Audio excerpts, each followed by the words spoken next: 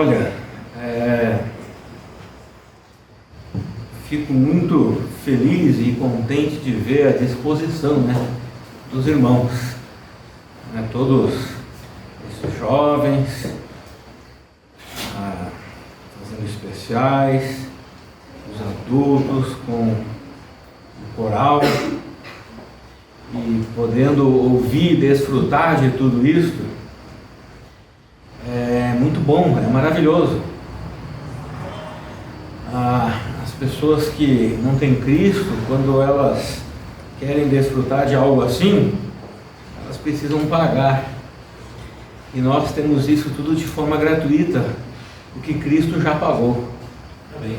Nós geralmente falamos que a salvação ela é de graça, ela é gratuita. Na verdade, ela foi para mim, para você, mas alguém precisou pagar um preço altíssimo. Nosso Senhor Jesus Cristo pagou isso por nós. Então, como é bom ouvir, participar dessas conferências, porque sempre são um refrigério para as nossas vidas, nossas almas, e é maravilhoso ver como Deus tem trabalhado na vida das pessoas, como Deus tem trabalhado na vida desta igreja. Eu estava ali vendo cada um de vocês, agora estou vendo outros, e ficava imaginando, olha, eu vou ver essa pessoa um dia lá no céu, eternamente. Esse irmão, essa irmã estará comigo lá um dia no céu, estamos juntos. Então, amém por isso, e glória a Deus por tudo isso. Então, mais uma vez eu quero expressar aqui a minha gratidão a toda a igreja, aos irmãos, por terem nos recebido, o carinho de vocês, o amor de vocês. Agradeço ao pastor Valdir, sua família, os familiares, que têm nos recebido de maneira tão bondosa e com um tempo maravilhoso. Então, estamos aí terminando essa conferência, e nós podemos mais uma vez ter certeza que o Senhor Deus tem sido fiel com cada um de nós. 41 anos, pastor? Existência, sim. De existência. E o Senhor Deus tem sido sempre fiel. Como disse, pastor, Apocalipse,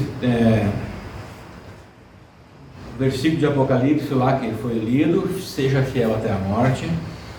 Então fique com isso no seu coração, grave isso na sua vida, seja fiel até a morte. Seja fiel sempre. Sabe por quê? Porque Cristo foi fiel até a morte, em morte de cruz. Ele foi fiel. Por isso que estamos aqui. Por isso que podemos nos reunir dessa forma. Então, nós começamos, ontem eu comecei falando fidelidade em meio a uma crise na fé. Eles que estiveram aqui ontem puderam ouvir.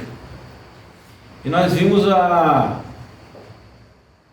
experiência através da vida do apóstolo Pedro, que ele fraquejou na sua fé, ele fracassou na sua fé, mas nós vimos que depois ele foi restaurado. Alguém lembra qual foi a solução para a sua vida, para a restauração da sua vida? Começa com A. Desculpa, não, eu não ouvi. Não sei se a pergunta foi sobre Pedro? Sobre Pedro, A lembrança? Isso, lembra que ele fracassou na fé, e depois Deus restaurou, Cristo restaurou a sua fé. Ele, por um momento lá, ele chorou amargamente, e aquilo demonstra na sua vida arrependimento, Obrigado, irmão. Eu queria estar referindo a passagem onde ele errou, ele foi na confissão lá, falando que não ia enganar o mestre. Foi ali, né? Sim, não, ótimo, bem lembrado. Muitas vezes, quando nós ouvimos assim mensagens, até os especiais aqui, nós lembramos de cada um lembra de alguma parte que lhe chamou atenção, O irmão está falando algo lá que lembrou muito, ficou muito vívido, lembrança. Ótimo, hoje de manhã Então nós estudamos fidelidade em meio a uma crise na família. E quem foi o exemplo que eu usei? A vida de quem? José, ótimo, olha, parabéns para vocês. E nós vimos ali que José teve uma crise familiar, mas ele soube agir de forma correta com aquela crise que aconteceu na sua família, né? Gênesis 50, versículo 20, ele disse, né, para seus irmãos: aquilo que vocês tiveram, a intenção má que vocês tiveram, né, Deus transformou em bênção, não só para mim, mas para vocês também. E a solução para uma crise familiar, não sei se alguém lembra, não sei se eu enfatizei bem, mas é ter um coração o quê? Perdoador, ótimo. Coração perdoador. Porque na verdade José não perdoou quando eles vieram lá, ele já tinha perdoado muito antes. Um coração perdoador e amoroso. E hoje à noite, fidelidade em meio a uma crise no trabalho. E como eu tinha anunciado no sábado, não quero focar no trabalho secular em si, apesar que pode ser usado sim, mas eu quero focar no seu trabalho para Deus, no seu trabalho na obra do Senhor, e mais especificamente no seu trabalho aqui nesta igreja, na igreja local. Então, você pode abrir a sua Bíblia lá no Antigo Testamento para o livro de 1 Reis, capítulo 19.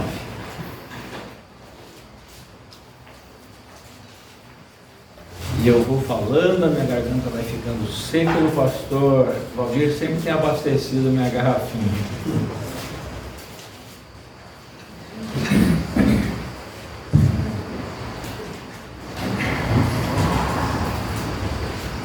Irmãos, eu quero incentivar cada um de vocês. Eu quero usar esse texto, e a vida aqui que eu vou usar agora é de Elias. Temos Pedro, José, agora Elias. E quero incentivar para que vocês sejam sempre produtivos. Que esta igreja aqui sempre seja produtiva, uma luz que testemunhe nesse local. Aqui é o bairro, é sítio cercado, né, pastor? Sítio cercado, que seja uma bênção aqui para as pessoas. Então tem vários aqui, ó. As crianças foram para lá, tem pessoas com certa idade aqui, pessoas meia idade, jovens, adolescentes. Seja frutuoso na obra do Senhor, seja animado na obra do Senhor. Se Deus, uma vez, alguém disse para mim o seguinte, eu estava conversando com essa pessoa, tinha uma terceira pessoa só ouvindo. Essa pessoa disse: olha, falando, né, dos tempos antigos do Evangelho, até os tempos do Novo Testamento, é uma pessoa que conhecia um pouco da história dos batistas, falando dos batistas na Europa, em outros lugares, Estados Unidos. Nossa, olha, eu queria ter nascido naquela tal época. Essa pessoa falando, né? E aquela que estava ouvindo disse assim: olha, mas Deus escolheu você para viver nessa época, nesse mundo. Porque ele estava, né, falando: olha, é tão difícil hoje, né, com todas essas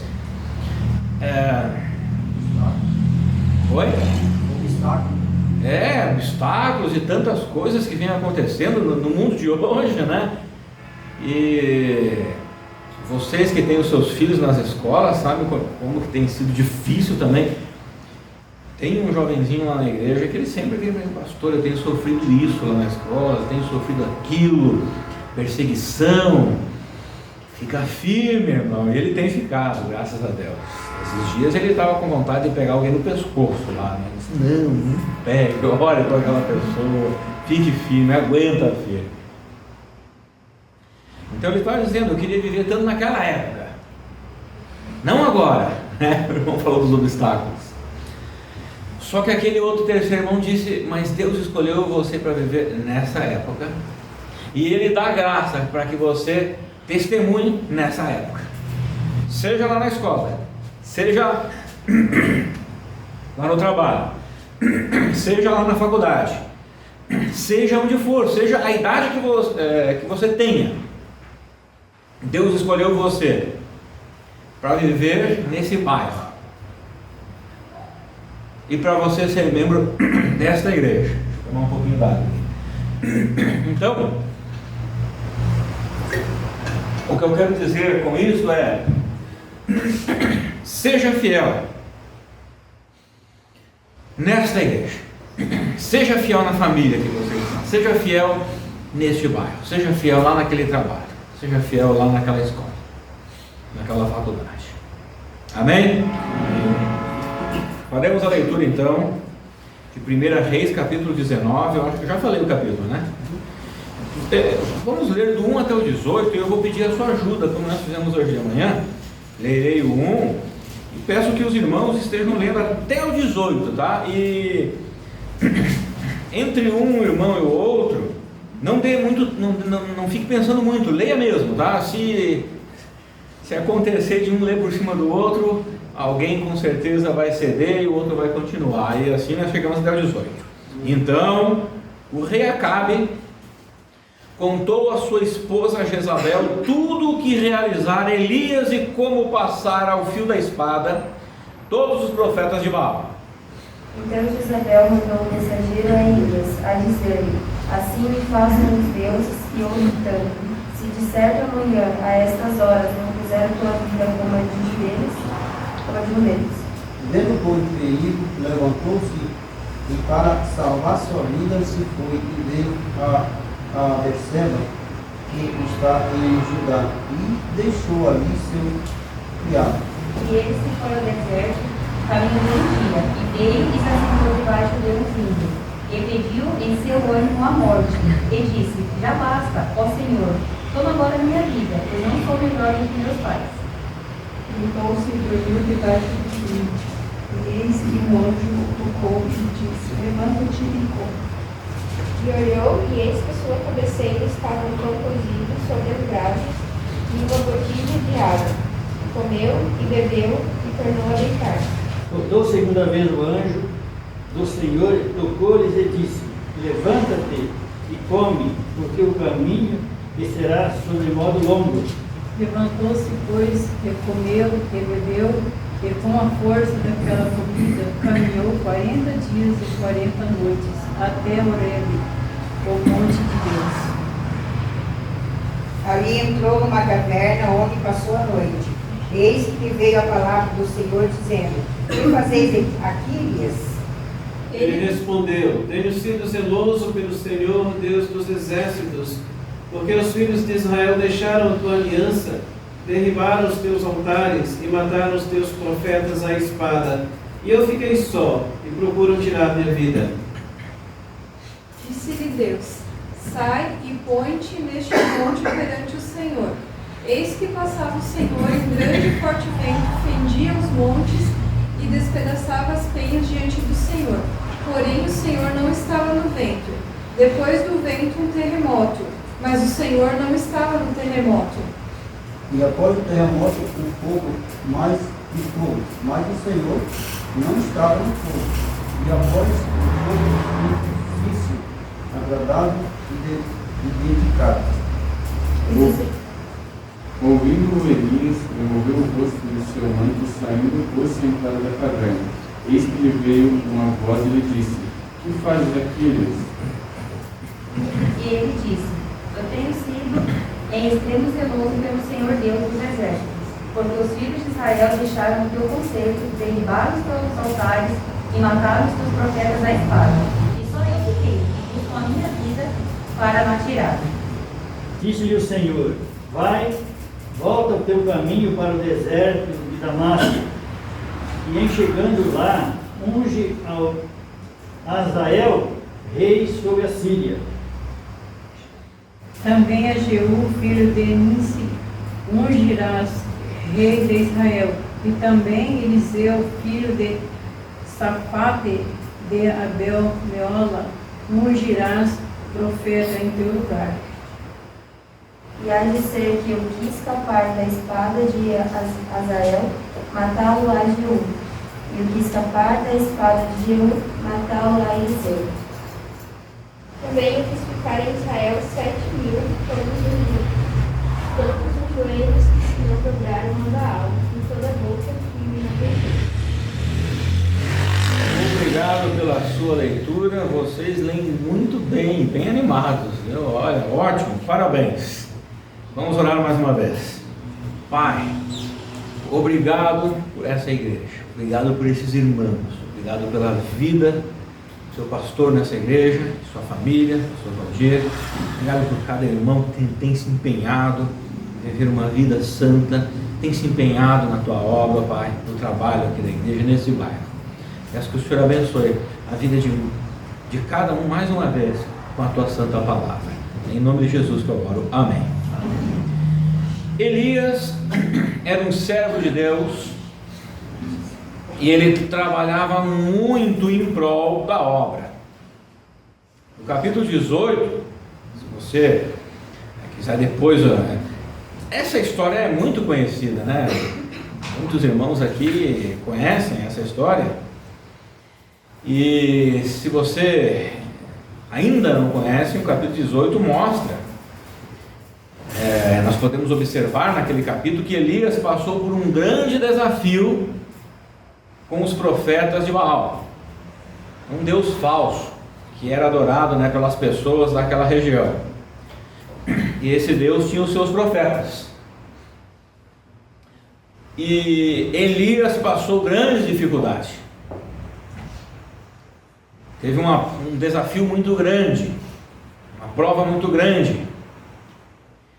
Só que Deus deu a vitória para Elias sobre todos os profetas de Baal.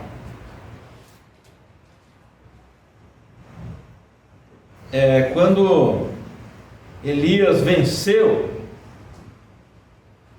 aqueles profetas, ele ordenou as pessoas que ficaram ao lado de Elias para que degolassem todos os 450 profetas de Baal. Então foi uma vitória incrível, porque foi feito um desafio e os profetas então de Baal disseram: cada um clama ao seu Deus e vamos ver quem que responde. Então os profetas de Baal ficaram lá clamando ao Deus deles, ficaram um tempo clamando. Elias parece que até brincou um pouco com eles, dizendo: clama mais alto, fala mais alto, ele não está ouvindo vocês, tem que berrar, eles não estão ouvindo. E eles continuaram e não adiantou nada. Daí eles disseram: basta, chega, deixa a minha vez agora, vou clamar o meu Deus. Ele clamou o seu Deus e Deus respondeu com um fogo lá sobre um altar que eles tinham feito. Então todo o povo que estava ali ao redor ficou impressionado. É o Deus de Elias que venceu. Ele respondeu. E Elias então ordenou que todos os profetas de Baal fossem degolados. Neste capítulo 19 nós encontramos Elias com dificuldades por causa do seu trabalho para Deus. Imagina, Elias teve uma grande vitória. Eu penso que Elias estava transbordando de alegria. Ele estava vibrando muito. Olha só, eu, um homem de Deus, trabalhando para Deus, fui desafiado por esses homens que não tem nada a ver com Deus e saí vitorioso porque Deus me deu a vitória. É claro, ele deveria estar vibrando muito. Olha, daqui para frente agora, como fala o irmão lá em Vitória, é só alegria. Daqui para frente não terão mais problemas nenhum, né? E só a bênção. Mas não foi isso que aconteceu no capítulo 19, que nós lemos aqui. E ele estava passando por dificuldades, perigo de morte. Na verdade, foi sentenciado à sua morte. Foi sentenciado. E por quê? porque ele estava trabalhando para Deus. Já pensou sobre isso? Você nunca chegou perante Deus, perante o pastor, mas Deus, eu estou fazendo as coisas certas. Senhor Deus, eu estou indo na igreja, eu estou orando, lendo a Bíblia, falando do Evangelho para meus colegas, né? Meus familiares. Estou fazendo coisas na sua obra, me esforçando, e mesmo assim estou sendo perseguido, mesmo assim estou sofrendo com dificuldades. Eu não precisa levantar a mão, mas eu sim, já fiz isso várias vezes. Muitas vezes nós pensamos, olha, se eu agir certo, então eu vou andar num mar de rosas neste mundo. E não é verdade, é um pensamento errado. Já tive esse pensamento errado algumas vezes. E Elias estava passando exatamente por isso, uma grande vitória e agora uma grande dificuldade. Deus, depois de seu trabalho a Deus, depois da grande vitória, Elias desanima e não mais quer trabalhar para Deus, nem mais viver ele quer, porque ele pede ali naquela oração ali que ele faz, ele pede a morte, né? Ele deseja a morte. Por final, Deus o encoraja para que ele volte a ser produtivo na obra de Deus. Podemos dizer que no capítulo 18 Elias estava no auge das suas atividades, e no capítulo 19 ele estava no fundo do poço. No capítulo 18, Elias estava transbordando, vibrando de alegria pelas coisas que Deus tinha feito na vida dele. E que ele estava sendo um vencedor perante os inimigos de Deus. No capítulo 19, ele estava em depressão, desanimado, no fundo do poço, desejando a morte, não querendo mais trabalhar para Deus. Por causa de uma perseguição, que queriam matá-lo. Está escrito o seguinte ali na primeira parte de Tiago 5,17: Elias era uma pessoa frágil como nós. Ou seja, eu estou aqui e você que está aí somos como Elias, frágeis como Elias. Nós passamos por isso também em nossas vidas. Por isso que eu quero animar você. Quando desanimar na obra de Deus, encorajar você quando você ficar desencorajado no serviço a Deus. A grande verdade é que nós somos também fracos e falhos. Muitas das vezes nos encontramos no auge de nosso serviço a Deus. Em outro momento, podemos nos encontrar num lamaçal de desespero e de desânimo. Eu estava olhando ali os irmãos, cada um que vinha aqui, que cantava ali, agora vendo vocês. E quando nós olhamos para o que o mundo coloca como um ser humano perfeito, são pessoas de níveis intelectuais altos, de pessoas de muitas posses, de boa saúde, de muitos bens. Esses são colocados como os especiais nesse mundo e não em tais locais. Mas olhando para cada um de nós, para mim mesmo, para você, nós não somos desses, né? Não somos hard assim intelectualmente. Vivemos em lugares simples, nossos trabalhos e tudo, nossas famílias, mas são esses que estarão lá no céu com Deus um dia. Fazemos o melhor que podemos fazer. Não quero dizer com isso que só porque eu sou assim eu vou ser relaxado. Não. Vou fazer o melhor que eu posso para Deus, onde Deus me colocou, neste mundo. Então nós somos fracos e falhos, e muitas das vezes nos encontramos animados, vibrantes, e outras vezes desanimados. Então nesse sermão, eu quero falar sobre a crise que muitas vezes se instala em nosso trabalho ao Senhor. E como eu já disse no início, também pode servir para uma crise no trabalho secular. Como escreveu Dave Hunt, abre aspas, os crentes deveriam dar o máximo de si em seus empregos. Não devemos ser preguiçosos no trabalho. Devemos, isso sim, ser fervorosos de espírito, servindo ao Senhor. Fecha aspas. Como está a sua vida no trabalho a Deus? Por que você faz o que faz? Se você canta, se você toca, se você declama, se você vem à igreja. Por que você faz isso? Você já respondeu? Qual é a tua motivação? Às vezes pode ser que haja uma motivação errada, mesmo fazendo a coisa certa. Como está o seu zelo na obra de Deus? Vocês perceberam que naquele texto Elias fala para Deus: Senhor, eu tenho sido zeloso com as tuas coisas. Elias está dizendo: Senhor Deus, eu estou fazendo tudo certinho e querem me matar. Parafraseando aqui nos nossos dias, né? Senhor Deus, estou fazendo tudo certo, e olha o que eu estou passando na minha vida. Elias estava falando exatamente isso: Senhor Deus, eu sou zeloso. Como tem sido o seu compromisso com a sua igreja, esta igreja, com o seu pastor? Como tem sido sua lealdade com Cristo? Como tem sido sua lealdade com a sua igreja local? Como tem sido a sua lealdade com o pastor que Deus lhe deu?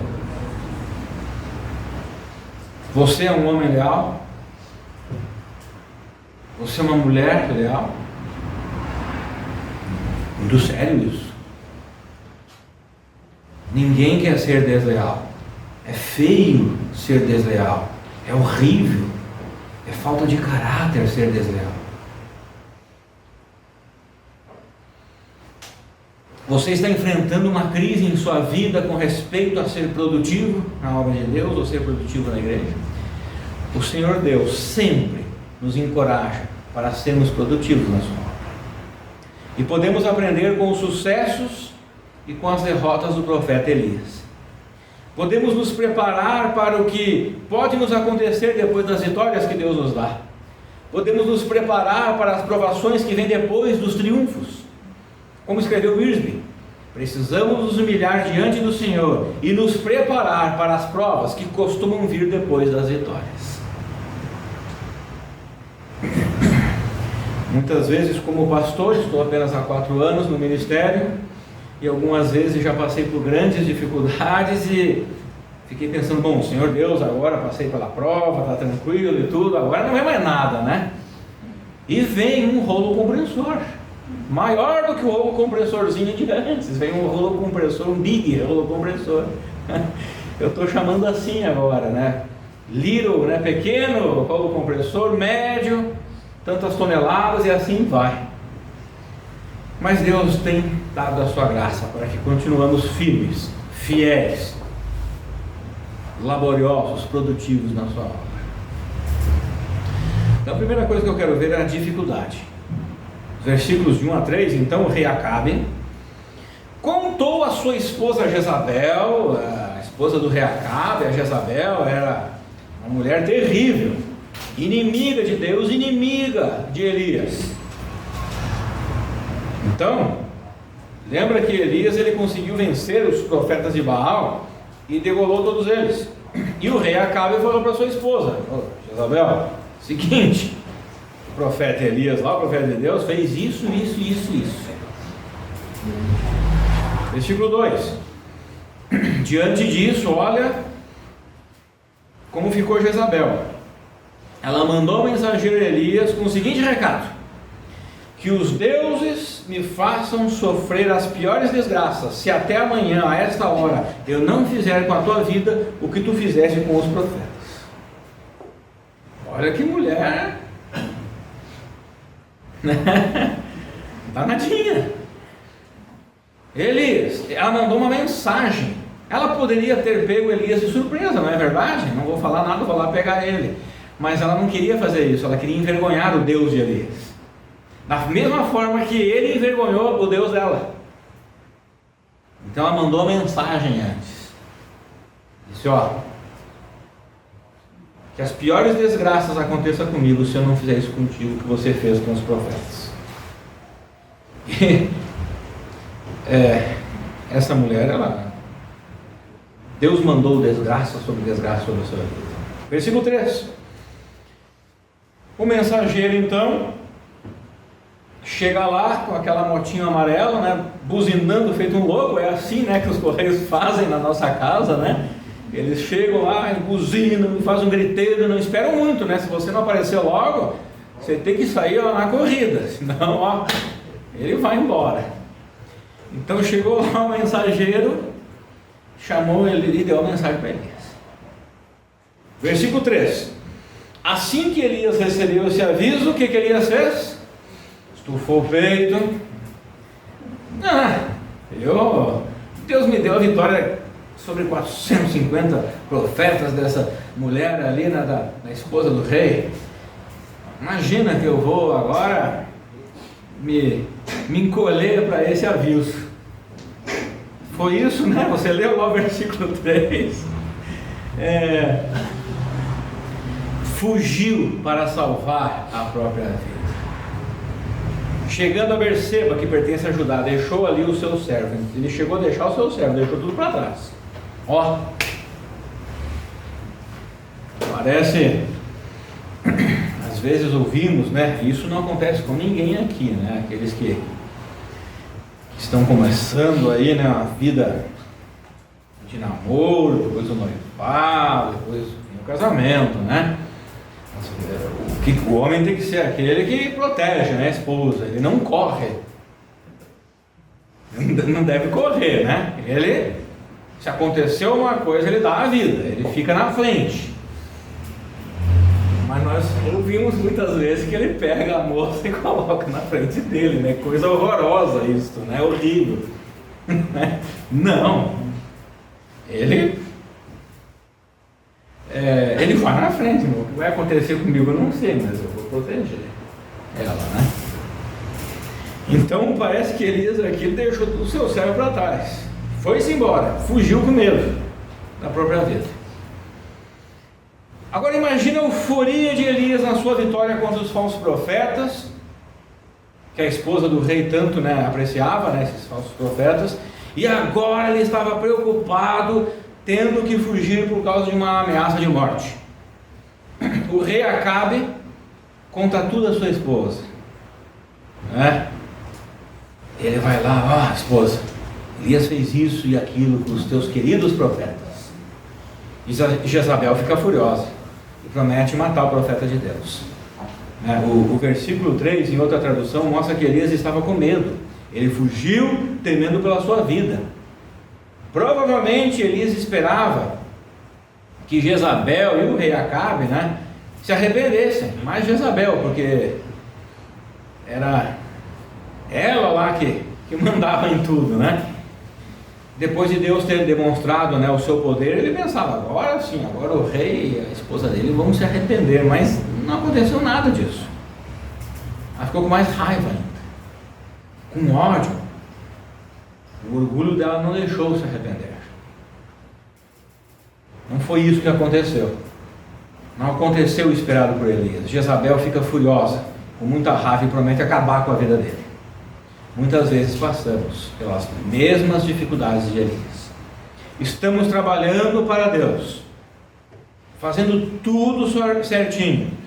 Esperamos que os resultados sejam conforme nossos desejos, mas muitas das vezes não são conforme nossas vontades. Ainda assim, são resultados bons, porque Deus sempre deseja o nosso bem. Mesmo que Jezabel desejasse matar Elias, esse resultado que não era da vontade de Elias, ainda assim era uma permissão do Deus soberano, e ainda assim era bom para a vida de Elias. Vocês vão ver mais para frente o que acontece com Elias. Elias também imaginava que haveria um grande avivamento de Israel. Agora Elias pensou, pronto, agora vai haver um grande avivamento de Israel por causa dessa vitória que Deus deu em cima dos seus inimigos através da minha vida. E vai haver a oração. Olha a oração ali no 18:37, a oração de Elias. Agora, pois, responde-me ao Senhor, atende-me para que este povo reconheça que só tu, ó Senhor, és Deus, e fazes o coração do povo retornar para ti. Então Elias desejava avivamento no coração de Israel. O que Elias desejava era da vontade de Deus. E era bom o que Elias desejava. Só que, e daí então Deus intervém lá e dá vitória para Elias. E Elias pensa, agora sim, agora vem o avivamento, tudo que eu orei, Deus respondeu e agora vai vir o avivamento. E não vem o avivamento. Eu orei tanto, eu tenho orado tanto para o avivamento na minha igreja. E agora, depois dessas conferências, agora vai vir, agora sim, agora vai acontecer. E o avivamento ele é pessoal, ele é particular, é um a um. E depois todos aqueles crentes avivados se reúnem na igreja e a igreja fica avivada. Então comece na sua vida essa questão do avivamento. Ele desejava isso, mas não aconteceu. Crises assim também acontecem em nossas vidas. E nós precisamos o poder e o agir de Deus em nossas vidas, ou na vida de outras pessoas ao nosso redor. E ficamos transbordando de alegria, ficamos vibrando de contentamento. Mas logo que o Senhor permite uma dificuldade em nossas vidas, ou logo que a vida não anda mais da maneira que gostaríamos, desanimamos. E como Elias, acabamos esquecendo do passado, quando Deus realizou maravilhas em nossas vidas. Você pode lembrar do passado? Eu estava falando com o irmão Anísio, né? Ele falando sobre coisas antigas daqui, lá de Pinhais. Eu cheguei em 2018 em Pinhais, né, com a minha família, falando coisas bem antes, né? Lembrando de coisas que Deus fez no passado. Outros irmãos já também têm comentado sobre isso. Então nós podemos lembrar das coisas que Deus tem feito no passado. Por isso que eu falei no início, qual é a motivação de eu fazer aquilo que eu faço na igreja? Porque se a minha motivação for sincera, honesta, for colocar o nome de Deus, quando vier a dificuldade, vai permanecer. Quando vier o fogo, o ouro vai ser purificado. E as impurezas que queimarão só, né? Quando Elias soube da notícia que Jezabel estava atrás dele, ele foge em direção a Berseba, extremo sul de Israel. Vocês lembram o que aconteceu com Jonas? Quando Deus chamou Jonas para ir pregar a Nínive, ele queria ir para perto de Nínive. Ele estava fugindo, né? Ele foi vou fugir para pertinho de Nínive, vou ficar lá no ladinho de Nínive. Não, ele queria ir para bem longe de Nínive. E aqui aconteceu a mesma coisa com Elias.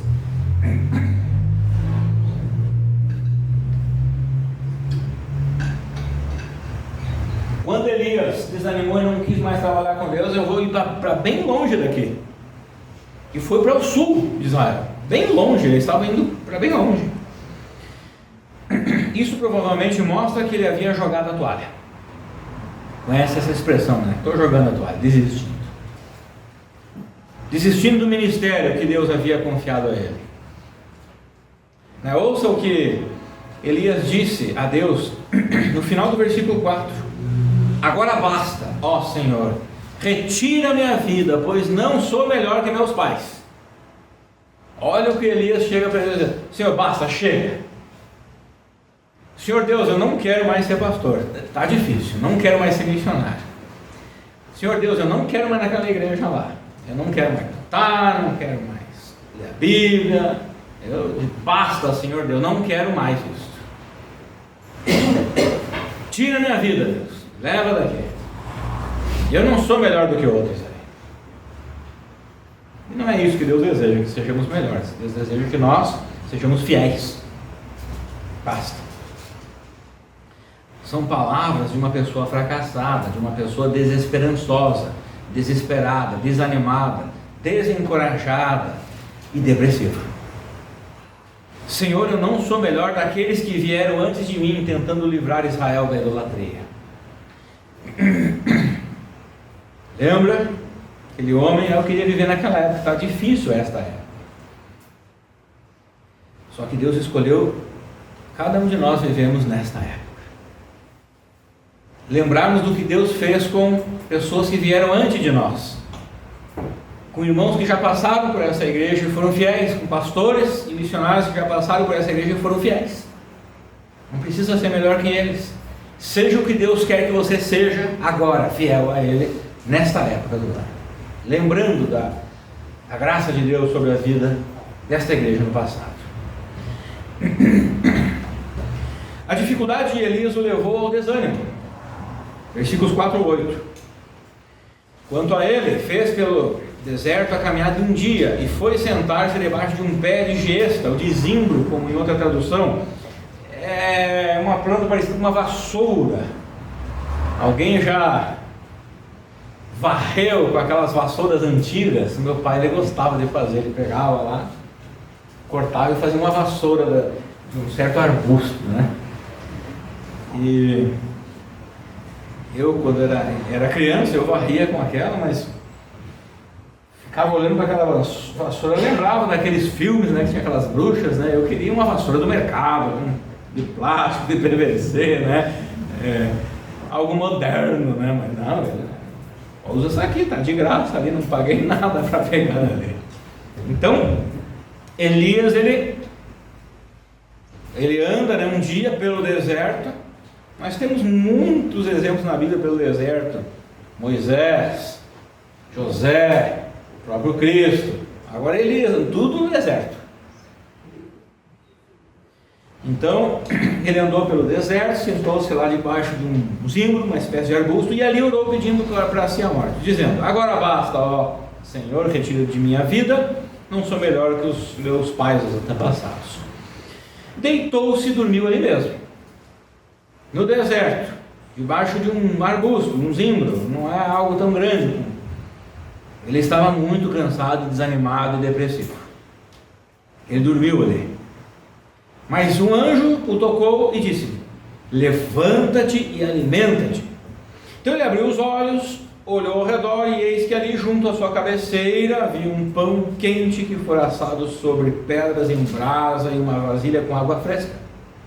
Tendo comido e bebido, voltou a se deitar. O anjo do Senhor veio pela segunda vez, tocou e lhe recomendou: levanta-te e come, porque a viagem será muito longa. Então se levantou, comeu e bebeu, fortalecido com aquele alimento, viajou 40 dias e 40 noites até chegar ao Sinai, em Horebe, o monte de Deus. Ele estava bem longe mesmo. Estava em direção ao monte Sinai. Elias concluiu que havia fracassado em sua missão, decidindo desistir de tudo. Ele até mesmo pediu a Deus que o levasse desse mundo. Elias estava fisicamente exausto, havia perdido o apetite, um caso típico, né, de colapso emocional. Elias estava deprimido consigo mesmo e com o trabalho que ele estava realizando para Deus. Elias se via como um homem sem sucesso. Ele devia buscar a ajuda de outras pessoas e de Deus, mas ele se isolou na sua autopiedade. Ali no versículo 10 ele diz a Deus que estava sozinho, sem ninguém. Ele diz: eu estou sozinho, sem ninguém. Então ele estava agindo com autopiedade. Coitadinho de mim, Deus, olha para mim, pobrezinho de mim. Não agimos assim também muitas das vezes quando as coisas não estão funcionando conforme desejamos? Somos pressionados por resultados e por aparências. Nós nos cobramos a nós mesmos, outras pessoas nos pressionam. As redes sociais fazem isso. As redes sociais trazem um peso enorme de cobrança sobre nossas vidas. Não é verdade? A gente está lá: olha, essa pessoa foi viajar e eu não fui. Olha, essa pessoa ganhou esse presente e eu não. Olha, essas pessoas estão alegres com a sua família, eu não. Mas você já pensou que ninguém coloca desgraça lá da sua vida? A pessoa coloca algo que... eu vou tentar colar. A minha vida é uma desgraça. Em 7 anos uma desgraça. Aconteceu só uma bênção. Vou colocar no Facebook, eu no Instagram, sei lá. E todo mundo pensa que a vida dela é maravilhosa, ótima, e essa pessoa tem um vazio no seu coração, não tem Cristo, está desesperada, desanimada, e nós olhamos só uma figura e pensamos: olha, eu queria e nós não somos gratos a Deus pelo aquilo que Ele já tem feito em nossas vidas. As redes sociais têm sido um peso, porque tem nos cobrado emocionalmente em nossas vidas. Então nós concluímos que Deus não gosta de mim, que Ele não se importa comigo, Ele não está olhando para mim, Ele não tem me abençoado. E aí ficamos tristes, desanimados, deprimentes e autopiedosos. Nos esquecemos das promessas do Senhor, nos esquecemos de tão grande salvação que Ele nos deu, nos esquecemos de todas as suas bênçãos do passado, de todos os milagres que Ele realizou em nossas vidas, o maior deles a salvação. E esquecer do favor de Deus sobre nossas vidas é um pecado, porque é uma atitude de ingratidão, e esse pecado leva a outros pecados: resistência, desânimo, murmuração, autopiedade e depressão. Elias estava com o coração pesado, a mente e o corpo estavam exaustos. Por isso, não aguentando mais, ele acaba adormecendo. Então um anjo do Senhor, e pode ser que tivesse sido o próprio Jesus Cristo, né? Vai até ele por 2 vezes e o alimenta com um pão quentinho, saído do forno na hora. Encoraja para que ele levante e continue sua caminhada. Levanta e continue a caminhada sua. Deus não encarava a situação de Elias como uma derrota, como um fracasso. Da mesma maneira que o Senhor não encara nossas vidas como também um fracasso na derrota. Ele sempre enxerga além de nossas mudanças de humor. Deus sempre enxerga além de nossas orações inconsequentes, como a oração de Elias pedindo pela morte: me tira desse mundo, estou sofrendo demais. Deus sempre se compadece de nós quando estamos desanimados, e Ele sempre vem até nós com seu precioso sustento e sua graciosa palavra de ânimo, sempre. Salmo 103, 13 a 14 diz o seguinte: como um pai que se enternece pelos filhos, assim semelhantemente o Senhor tem compaixão de todos aqueles que o temem. Agora, por que ele falou assim? Semelhantemente o Senhor faz assim, porque o Senhor Deus faz muito melhor, é semelhante. 14: porquanto Ele conhece a nossa estrutura, Ele lembra-se de que somos pó. Deus sabe quem nós somos. Wilson escreveu que Deus nos trata com carinho e paciência quando passamos pelas profundezas do desespero e sentimos vontade de desistir. Nas nossas dificuldades e desânimos, Deus sempre vem a nós e Ele nos traz encorajamento.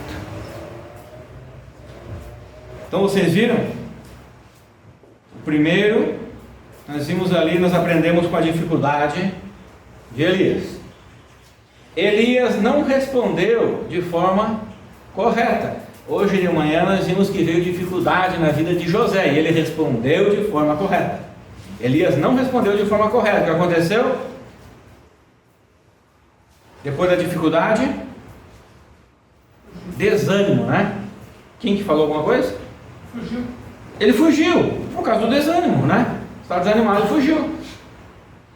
Mas o Senhor vem até nós, e o Senhor tinha enviado um anjo do Senhor, para encorajar. E é isso exatamente que Deus faz na minha vida e na sua vida. Como pastor, várias vezes tenho pensado em desistir ou desejado fugir, ir embora, desistir, e o Senhor sempre tem encorajado. Porque as igrejas precisam, como Deus fez, pessoas que cuidem das ovelhas, pessoas que preguem a palavra do Senhor Deus. O mundo precisa de pessoas como vocês, que testemunhem, que sejam luz, que continuem vivendo o Evangelho verdadeiro. Mais e mais igrejas em nosso meio têm se desviado da palavra e de práticas conservadoras. Agora, não é que Deus necessite de nós, porque Deus, Ele é autossuficiente nele mesmo. Quando você vem aqui na igreja, por exemplo, e você canta hinos, nós cantamos hinos do Voz de Melodia, do Cantor Cristão, nós cantamos para quem? Para Deus. Porque Deus precisa? Deus não precisa de nada. Deus, ele não tem necessidade de nada. Então por que eu venho na igreja cantar para Deus? Porque eu preciso honrá-lo. Eu preciso submeter a Ele. Eu preciso me humilhar e reconhecer a sua grandeza. Então quando você vem, à igreja, você não vem porque Deus necessita de algo. Deus não necessita de nada. Ele é eternamente completo, pleno de tudo. Ele não necessita de nada. Ele não necessita nem do meu trabalho, nem do seu trabalho. Então por que eu preciso trabalhar? Porque eu preciso. Porque eu necessito. Eu preciso me humilhar. Através do que eu faço para Deus, eu me submeto a Ele, eu obedeço a Ele. Eu vou vencendo o meu velho homem. Então vocês viram a grande diferença? Quando você não faz algo, é você que perde. Deus não perde nunca nada. Ele é cheio de tudo sempre. Nós somos seres pobres, necessitados. Então quando você perde um culto, quando você não louva, você está perdendo. E muito. Porque você necessita disso. Então a última parte Deus encoraja. Os versículos do 9 ao 18 eu não quero ler novamente. Mas Elias chega a uma caverna, encorajado pelo anjo do Senhor, e na caverna ele se encontra ainda totalmente derrotado. Deus vem até ele para encorajá-lo a voltar a ser produtivo na obra de Deus e agir pelas ordens de Deus com ânimo e energia. E a primeira coisa que Deus faz é uma pergunta a Elias. E Deus pergunta o seguinte a Elias: o que você está fazendo aqui, Elias? Olha ali o versículo 9, o final do 9. Que fazes aqui, Elias? E é claro que eu coloquei no português, no nosso dia: o que você está fazendo aqui, Elias? É a primeira pergunta que Deus faz a ele. Elias foi sincero. Ele reconheceu que estava desanimado e com medo. Ele fala isso para Deus. No versículo 10, né? Deixa eu virar a página. Elias disse: eu tenho sido muito... eu estou lendo na tradução, outra tradução aqui, King James, tá? Eu tenho sido muito ciumento pelo Senhor, muito zeloso. Eu sou zeloso por ti, Senhor. Porquanto os filhos de Israel têm abandonado o teu pacto, lançado abaixo os teus altares, matado os teus profetas com espada, e somente eu restei, e eles buscam pela minha vida para me tirarem. Então, Elias pensou: só existe eu, não tem mais ninguém fiel ao Senhor nesse mundo que ama ao Senhor. Às vezes você não se sente assim? Não se sinta. Existem milhares e milhares de crentes, de homens, mulheres, crianças, jovens, adolescentes, fiéis a Deus nesse mundo, lá na China, lá na Rússia, lá na África, lá na Alasca, lá no Japão. Existe pessoas como você, permanecendo fiéis. Você não está sozinho. Então, Deus diz para Elias sair da caverna e subir no monte, que lá o Senhor falaria com ele. Elias ouve do fundo da caverna um vento forte, um terremoto e também fogo, tudo anunciando a vinda do Senhor. Então ele se apresenta a Elias. Deus, por final, se apresenta a Elias com uma voz suave e tranquila, e esta voz lhe transmitiu as próximas tarefas a Elias. Então Elias resolve se mover e se coloca na entrada da caverna. E Deus lhe faz a mesma pergunta de anteriormente: o que você está fazendo aqui, Elias? Desta vez o Senhor entrega a Elias algumas tarefas que ele deveria cumprir. Ele deveria ungir um rei, o seu sucessor. Deus fala para ele. Agora, que coisa, né? Eu estou desanimado por causa das minhas dificuldades, e eu preciso que Deus me dê encorajamento. E quando Deus vem para mim, Ele fala: o que você está fazendo aqui? Mas Deus, o senhor não está vendo o que eu estou fazendo aqui? Eu estou triste e tudo isso. E Deus, Ele diz então: olha, seguinte, Rafael, eu quero que você levante-se e vá fazer isso e isso. Espera aí, Deus, eu estou triste, depressivo, eu não aguento mais.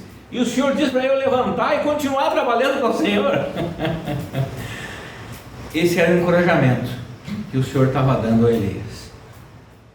Ou seja, por mais que Deus não necessite de nada de nós, Elias, você é meu filho. Elias, ou Rafael, ou você se coloque no lugar. Eu sei que não tenho nada para oferecer para Deus, mas ainda assim Deus está dizendo: você é meu filho, você é importante para mim. Levante-te e vá, porque eu estou contigo. Não tenha medo, eu estou contigo, Elias.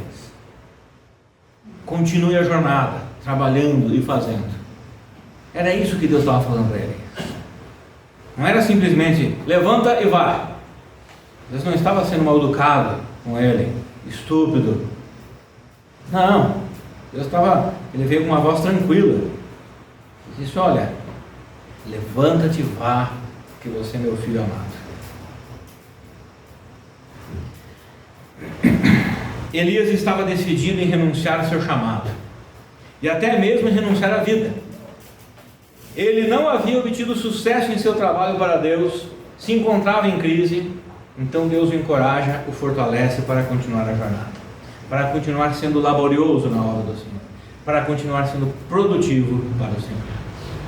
Se você se encontra como Elias no trabalho para Deus, você está cansado e está concluindo que não vale mais a pena servir a Deus, Deus está lhe perguntando: Rafael, o que você está fazendo aqui? Reconheça que você está com medo do mundo. Reconheça que você está desanimado com as coisas de Deus. Reconheça que você está amando mais o secular do que as coisas lá do alto. Reconheça que você está desencorajado, fraco e sem ânimo. Deus mostrará a você que Ele é o Todo-Poderoso e que todas as coisas estão debaixo do seu controle, como Ele fez com Elias, precedendo sua doce voz com o vento, o terremoto e o fogo, mostrando o seu poder. É certo que Ele falará com você. Por incrível que pareça, Ele lhe dará tarefas para você cumprir. É desta forma que o Senhor o encorajará e o fortalecerá, lhe confiando tarefas. Não é bom quando alguém confia em mim? Não é bom quando alguém diz assim: irmão, você pode fazer isto? E a pessoa nem precisa dizer: olha, eu confio que você é capaz de fazer isso, que você não vai quebrar lá quando abrir a janela, a porta de vidro. Você pode fazer aquilo? Poxa vida, ele confiou em mim para realizar aquele trabalho. É o que Deus estava mostrando para Elias. Não porque Elias tinha essa capacidade em si próprio, porque Deus daria essa capacidade para ele. No versículo 18, Deus revela a Elias que ele não estava sozinho. Ainda havia 7.000 homens que estavam firmes no trabalho de Deus. Você não está sozinho. Existem milhares de crentes em todo o mundo trabalhando arduamente pelas suas igrejas. Mais tarde, Elias passa o seu ministério ao seu sucessor, Eliseu.